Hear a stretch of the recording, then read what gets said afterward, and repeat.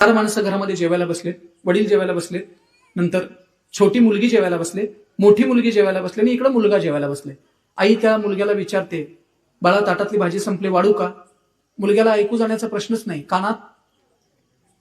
आई विचारते, बाळा ताटातली भाजी संपली, वाढू का? ऐकूच जात नाही. मोठ्यानं विचारावं, बाजूला वडील आहेत, उठून काहीतरी बोलतील, भांडण होईल. आई पुन्हा काळजीने विचारते, अरे ताटातली भाजी संपली, वाढू का? तरी त्याला ऐकू जात नाही. मोठ्या मुलगीच्या लक्षात येतं आता पुढं काय होणार आहे. ती पटकन उठते, आज जाते आणि तिथून मेसेज टाकते, दादा पुढं बघ, आई तुला भाजी विचारते. वितभर नात्यातल्या अंतरात हे चालू आहे. नाही असं जर वाटत असेल तर माझा तुम्हाला सगळ्यांना प्रश्न आहे. त्या प्रश्नाचं उत्तर आज संध्याकाळी जाऊन घरी शोधायचं.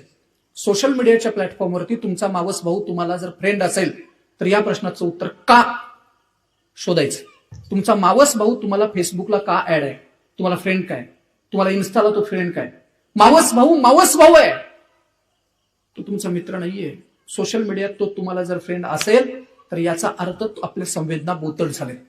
आपण त्यांना फोन करून बोलत नाही, त्याच्याबरोबर चर्चा करत नाही, पण रात्री कुठंतरी त्यानं टाकलेला एखादा फोटो किंवा व्हिडिओ त्याला त्यानं लाईक करावं अशी अपेक्षा आहे.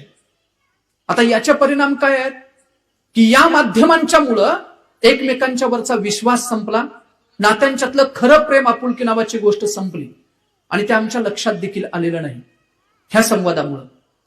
बरं, दुसरं अजून काय तर सोशल मीडियाच्या या सगळ्या गोष्टींच्या मुळे किंवा आम्ही खरी नाती जपत नसल्यामुळं इगो किती वाढला आणि इगोमुळे नाते किती संपले. मी माघार का घ्यायची, मीच माघार का घ्यायची. पण समजदार माणसाचं लक्षण काय माहिती आहे?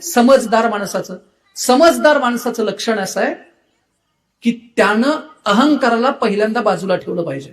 बरं, अहंकार कशाचा आहे हे देखील आम्हाला माहित नाहीये. आम्हाला अहंकार नेमका कशाचा आहे, कशाचा अहंकार आहे हे देखील माहिती नाही.